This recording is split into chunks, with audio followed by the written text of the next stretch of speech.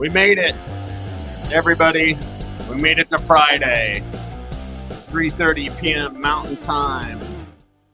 Monday through Friday, it is orange and blue today. It is Cecil, Lammey, and Andrew Mason. It is talk about the Denver Broncos and so much to get to with this team, Mace. And what's interesting is like the hits just don't stop with the Denver Broncos. And we've got players being signed. We've got players from the Saints being signed. We have a survey that's being sent out to season ticket holders. Ron and Cap Hill was DMing me for some reason about me too. Survey. I have to respond to him. I got his message this morning. Yeah, he's one of the good guys out there. Fan of the year, by the way, in 2021, I believe. So yeah, Ron and Cap Hill, one of the good ones for sure. So we've got a ton to get to on today's program. But first, it's Friday, so we should feel good today, right, Mace? Shouldn't we? We made it through the end of the week, right? And I mean, if you're really that hard up for missing NFL football, then you can say you're another week closer to the start of the regular season. But I think it's bad karma to wish time away.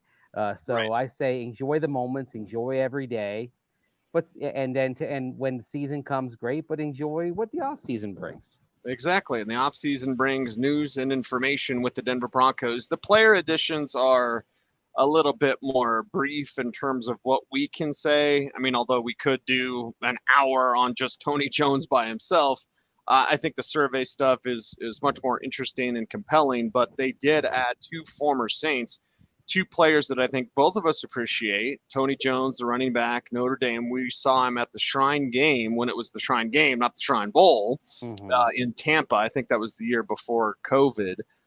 So we've seen him before, hard-nosed runner, no-nonsense runner. And then Marquez Callaway as well at the wide receiver position. Nice size-speed combination.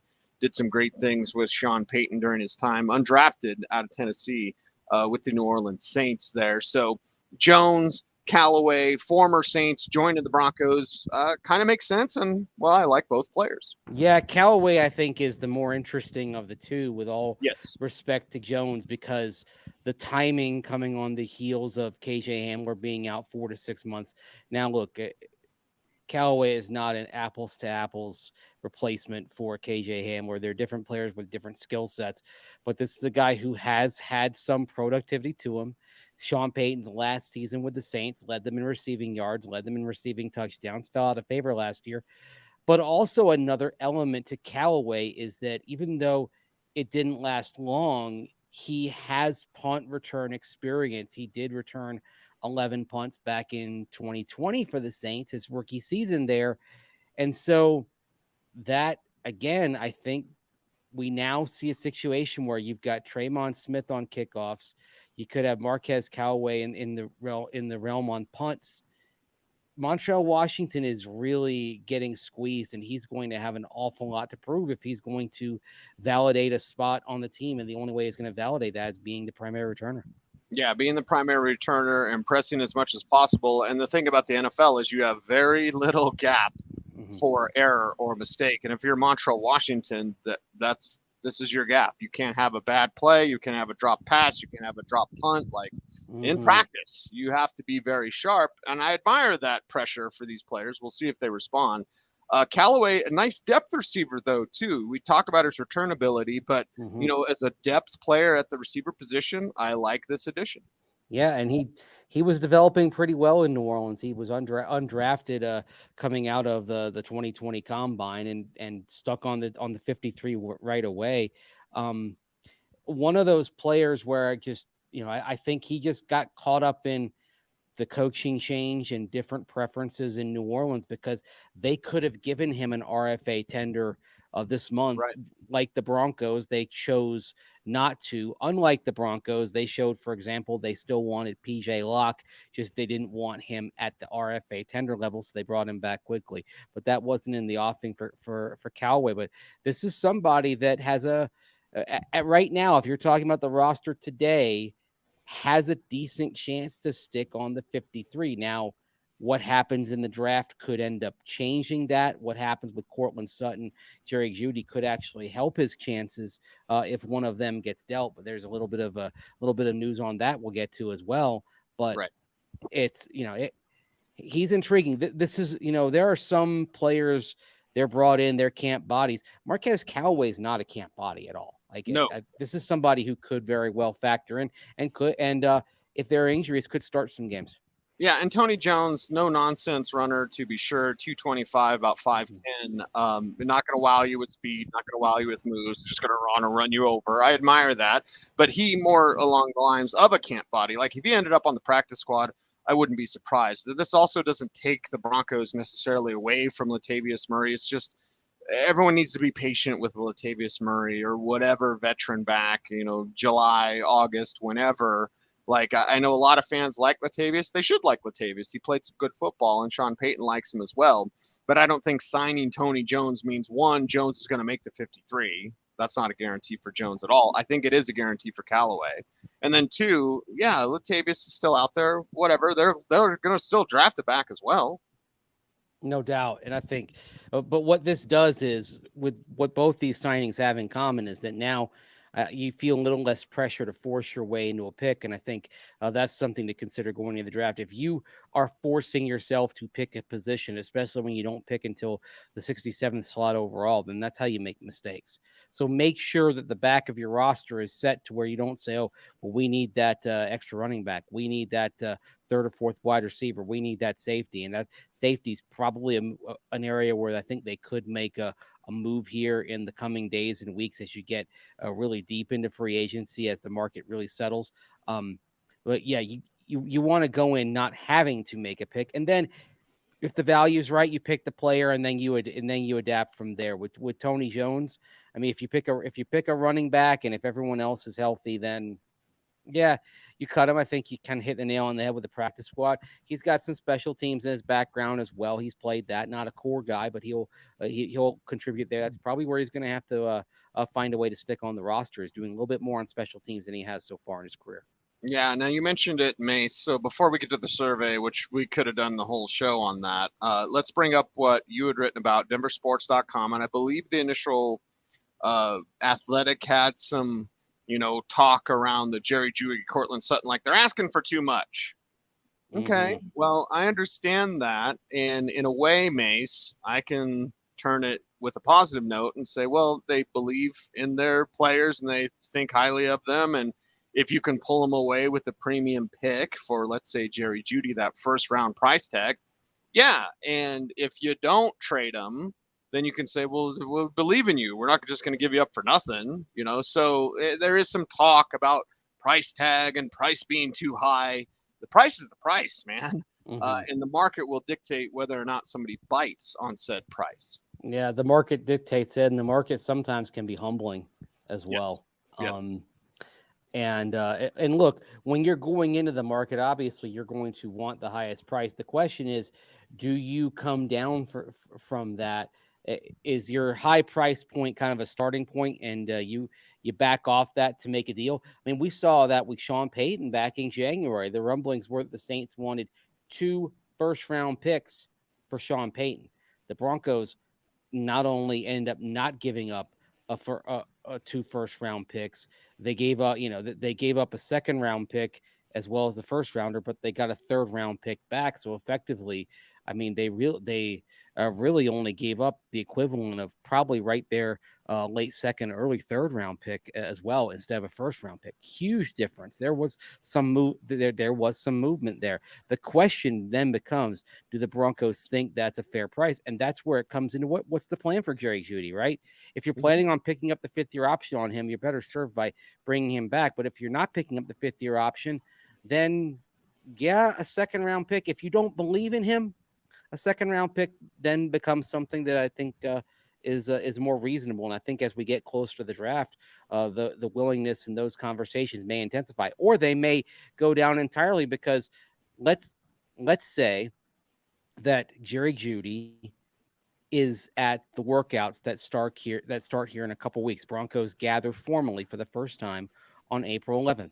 Well, that actually gives Jerry Judy a couple of weeks to kind of make an impression in meetings and make an impression on Sean Payton, to where maybe he forces Payton to say, I'm not trading that guy, period. Right. And then he's back, and then you go from there. Right. You have a chance to impress, and you never get a second chance to make a first impression. Well, Jerry Judy has that chance coming up April 11th. When Eric DeLala, our friend from Denversportscom, had tweeted out that schedule, I was like, screenshot it. I went to my calendar, like my personal workbook. I keep all my work in, like wrote down the dates, circled the dates, started making plans and thinking about the off season and the workouts. And well, I think I'm a football nerd, Mace. Well, it's funny because I got the email came in this afternoon. What it is the league sent it out to like everyone who's got a NFL, NFL media access. All the media have it, and so there it was. It came in. It was something that I was something that I was waiting for, because let's face it, like your off-season plans are based around this, right? So, I mean, that's so I was waiting for these dates to be final. I think, first of all, just a couple of notes like that need to be had. First of all, you see voluntary minicamp. That's April 24th through 26th. Every team with a new coach not only can come in a week earlier, and that's why the Broncos are coming on April 11th, and a lot of teams are coming in on April 17th. So not only can you come a week earlier, but you can also have a voluntary minicamp during the week of the draft. Of course, with a lot of coaching changes around here, the Broncos have gotten used to that over the last few years. Right. But that's what that is. And again, it's voluntary, not mandatory. OTA is voluntary. That's pretty standard. May 23rd is the first day. And the only mandatory dates are June 13th through 15th. And so, I mean, I mentioned Jerry Judy there. I mean, if Judy wants to make an impression on Sean Payton, I would say make sure you're there for the voluntary stuff that starts on April 11th when the team gathers for the first time. I think it'll be interesting whether how much we learn about which players are there and which players aren't. The thing that we all like to do when the Broncos gather for workouts is sit there and go through all the pictures that the team puts on its digital platforms and all that. Mm-hmm. I do wonder, though, if they will do that this year, because people like us tend to scour every detail of those pictures looking for clues and breadcrumbs and so forth. And maybe they won't want us to do it. Maybe they won't want to put that out there this time. We'll see. I wonder also if they'll have that Bud Light cam or whatever it is when they come on the practice field and the players get to talk to the camera and trivia questions or whatever. I'm like, with Sean Payton, I don't know I know it's voluntary for the NFLPA. It has to be voluntary.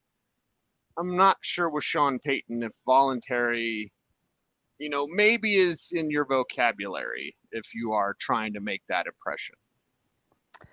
Yeah, I mean, it's voluntary, right? I mean, it's the air quotes on voluntary. When Mike Shanahan was coaching, and that's another coach for whom it was voluntary. What is it? Chris Farley's character on Saturday Night Live, Bennett Brower. Yes, the air quotes. I don't fit the norm. I don't have charisma. I sometimes forget to bathe properly. I don't use a toothbrush. I don't know how that works. Oh, this is fun. Yes. Anyway, sorry. The more I was air quoting, the more I'm like, not the norm. Anyway. Right. So, all right.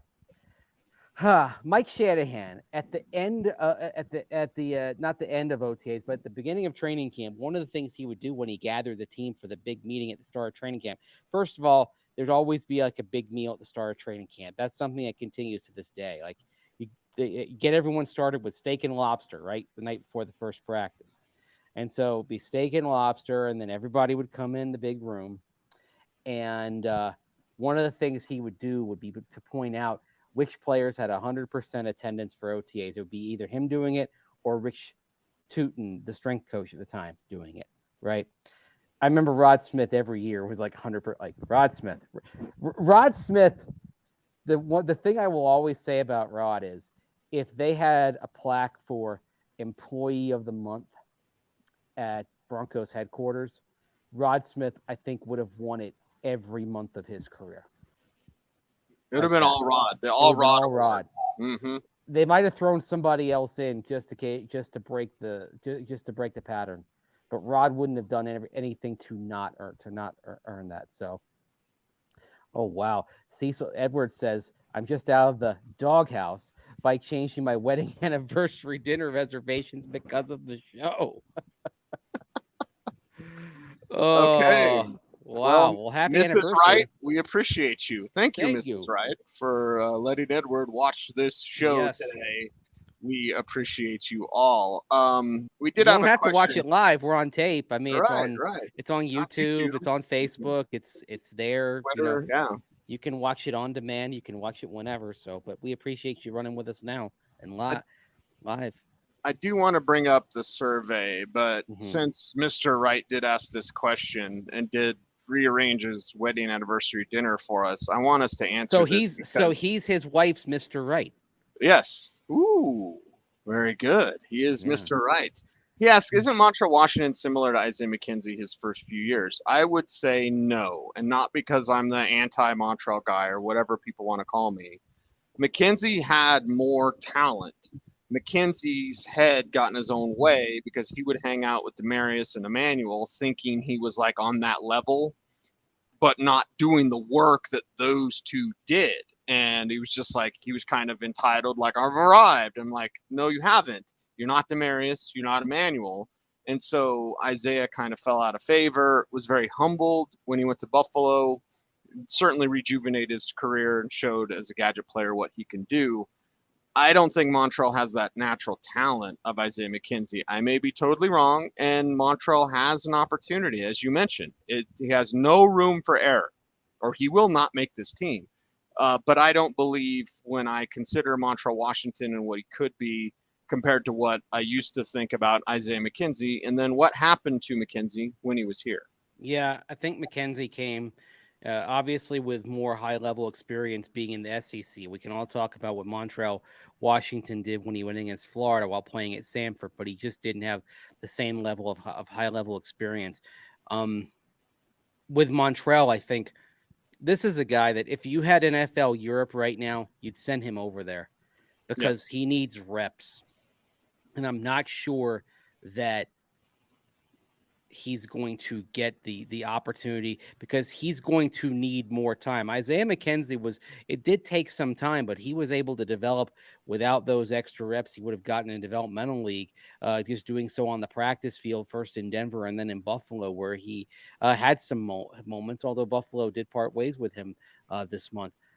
I don't think Montreal Washington has the same high level ability or has enough time in front of him to be able to get there. Quite frankly, I think they're two different players. Their skill sets have some similarities, but I think that's where the similarities stop, basically. Okay, Mace, let's get into the survey. I know it's something that's very intriguing for multiple reasons, and I think the two that stand out is one, location, and then two, roof. So let's talk about location, possible changes, and let's talk about the benefits. I think of a retractable roof. I think it's a must for this team, and leave it open all the time, whatever. Weather's going to be a part of Broncos football, but close it for Super Bowls and drafts and concerts and all that. But anyway, the survey is out. 2 season ticket holders. Let's get into your thoughts. Okay, well, first of all, let's talk about the roof. Because to me, if you're only closing it for Super Bowls and non-football events, is it worth the extra expense of a retractable roof? Because a retractable roof will probably add $1 billion to the price tag, even beyond a fixed roof stadium as well. Like the retractable mechanism adds a huge cost to that. So to me, if you're going to do that, you've got to close it when it's going to be 20 degrees, 30 degrees, and all that. I think otherwise, what's the point? Why do you have a retractable roof? I mean, I think there was a game in Indianapolis where it was 54 degrees and it was breezy and cool, and they left the roof open. And I thought, well, that's kind of questionable. I mean, I'm not sure. You're getting the point there where it's like, okay, if you're in the shade, you got to bundle up. Why do you have a roof? Just close the dadgum thing. So I think if they do it, you can say goodbye to cold weather Bronco games. And I don't think that's the worst thing in the world. Look, I have bypassed going to sporting events. Like, for example, a Colorado Rapids CONCACAF Champions League game back in February 2022. The temperature was like 9 degrees. And I'm like, I'm just going to watch it on television, right? Maybe I'm soft. Maybe I'm getting old. But my willingness to endure extreme weather, whether it's heat, baking in the sun for an afternoon, or cold, my tolerance for that is limited.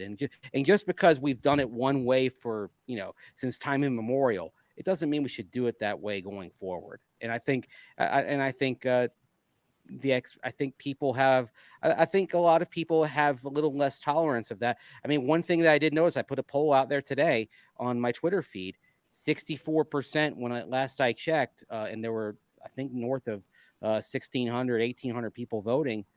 64% want either a retractable roof or a fixed roof, compared to 36% who didn't. Yeah. So it creates a lot of reaction from fans. I believe I just noticed on Facebook we had like 1,200 comments. It's insane. Facebook article. It is crazy. I mean, our chat room's lighting up right now. Like Ray says, I don't care about getting a Super Bowl in Denver. It's like, well, yeah, but there's $1 billion that's going to come into the local economy. So Denver will care about that. Hoteliers care, restaurateurs care. Everyone in Colorado, look, tourism is a huge part of our state.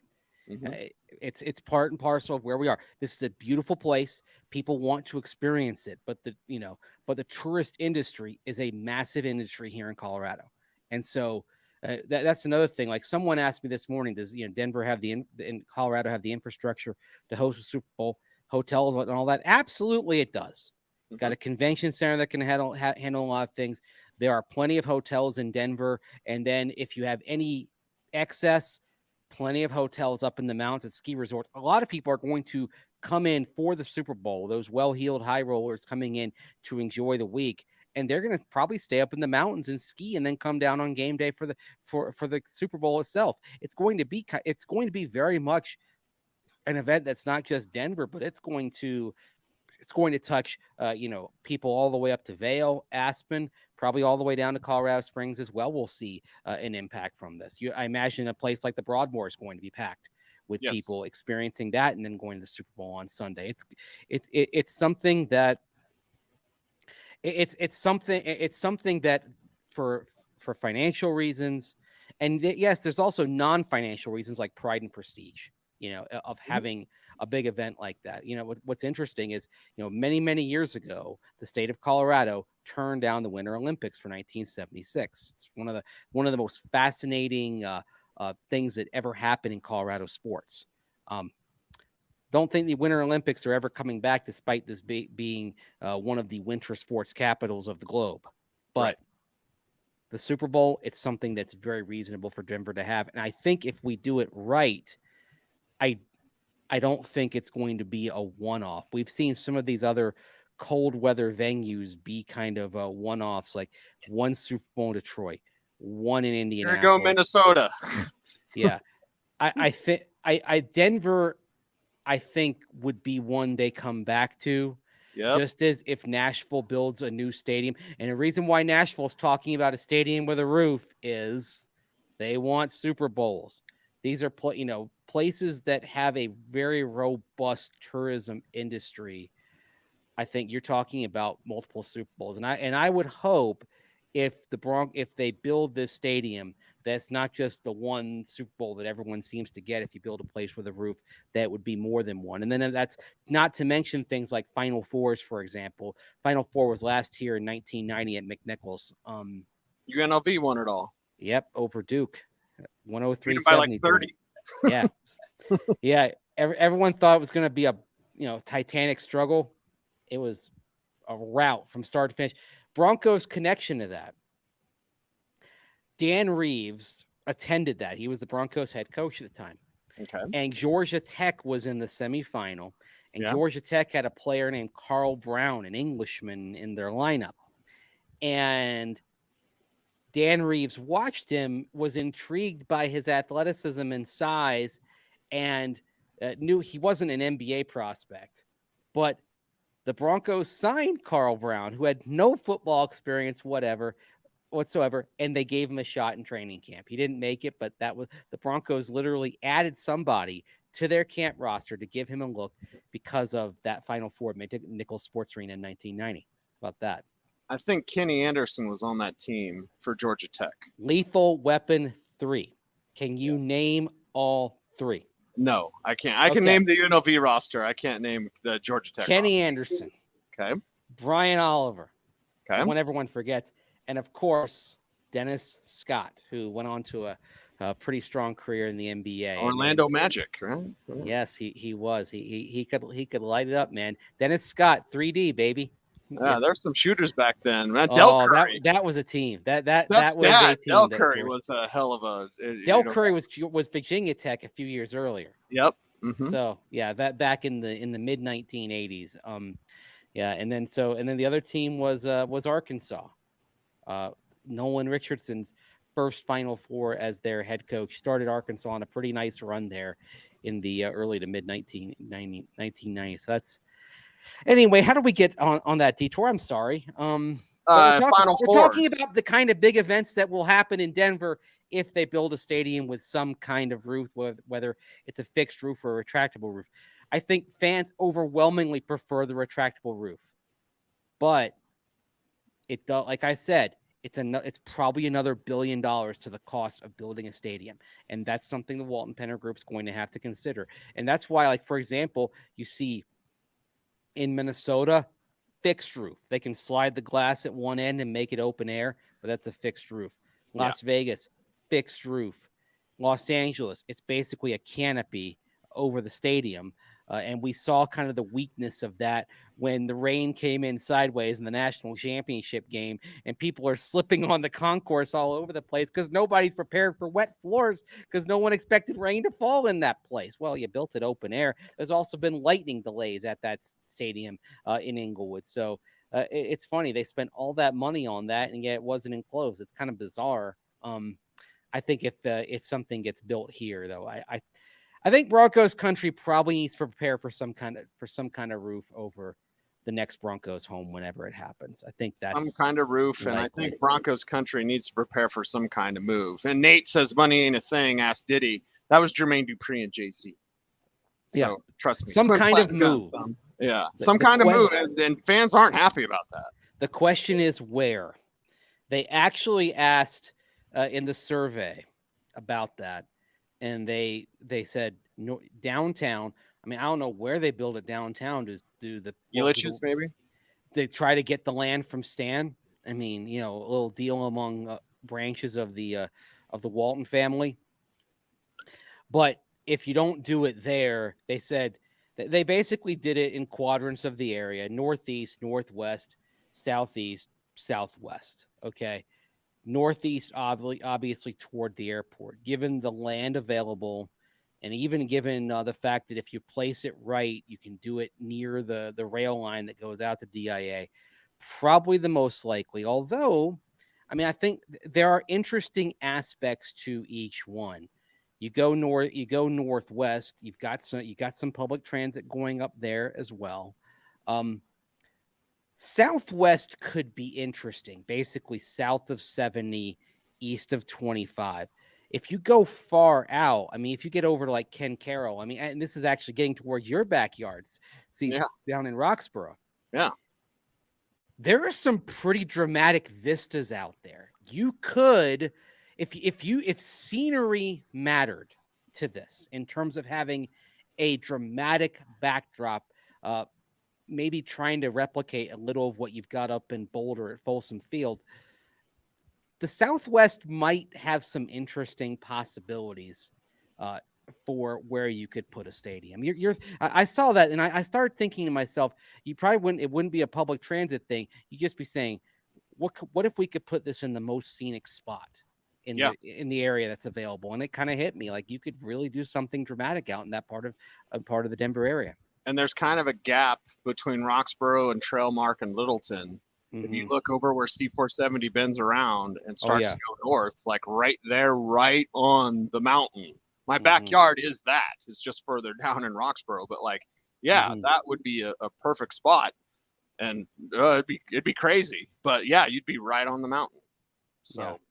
And it kind of hit me because one of the things they asked about, what fans want to see is like, do you want a stadium that kind of reflects Colorado? With all respect to putting it out toward the airport or at southeast or even downtown, I'm sitting here right now looking from DTC off to the mountains, and I'm thinking you get a little closer to that down towards Roxborough, Ken Carroll. It's like, man, there's some possibilities there if they wanted to do it. That being said, they asked about parking availability. They asked about public transit. Okay. And part of parking is also what the highway situation is nearby.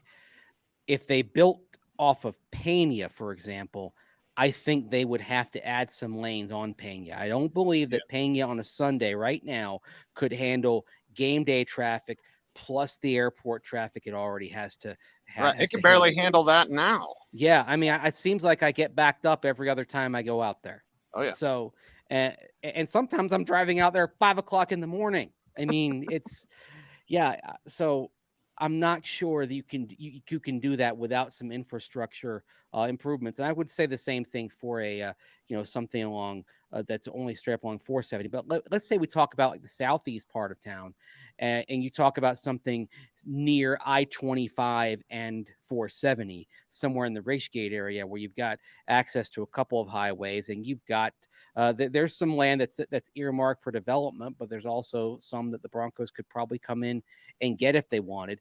And oh, by the way, you've got the light rail that goes down to Ridgegate too. So you've got some space, you've got highway access, you've got public transit as well. That's an area that could be intriguing for the Broncos too. All right, Mace. It's the Douglas County Broncos. How about that? the Doug Co Broncos. Actually, if we're talking about going in it, right, Douglas. Yeah, you can do Doug Co Broncos. If you talk about going southwest, maybe you've got the Jeff Co Broncos. No one's gonna like that at all. But they'd still be called the Denver Broncos. But we might jokingly say, "Oh, the Jeff Co Broncos." Let's go Broncos. Let's go Jeff Co Broncos. Mace, you'll be at ownerships meetings next week, correct? Yes. Oh, yes. And I'm sure it's going to come up. The scuttlebutt is that we should hear from everybody of high rank down there over the course of Monday and Tuesday. So okay. So there will be some questions, and we'll get some answer. We'll get some substantive answers, and I'm sure we'll get some answers that are kind of open ended and maybe not as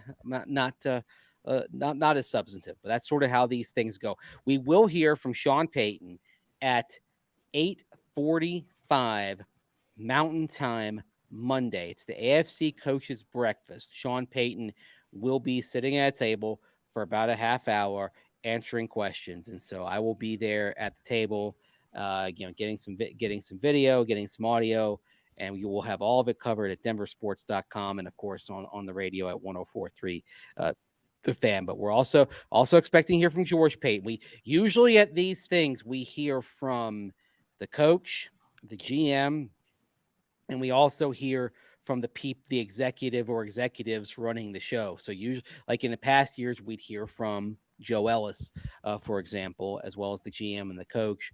And so we're expecting to hear from, like in London, we heard from Damani Leach. We heard, we also heard a little bit from Greg Penner as well. So I think we'll be learning some things down in Phoenix next week. And like I said, all that covered at Denversports.com. So stay tuned, everybody. Yeah, Penner, Payton, and Payton should all be saying stuff. And Damani Leach too. Don't forget about him. Damani Leach as well. We will be reacting to it all on Orange and Blue today. We appreciate everyone out there. Hope you have a safe and happy weekend. Until next time, be safe, be kind, and know that you are appreciated. Stay tuned, and as always, I ask that you stay frosty.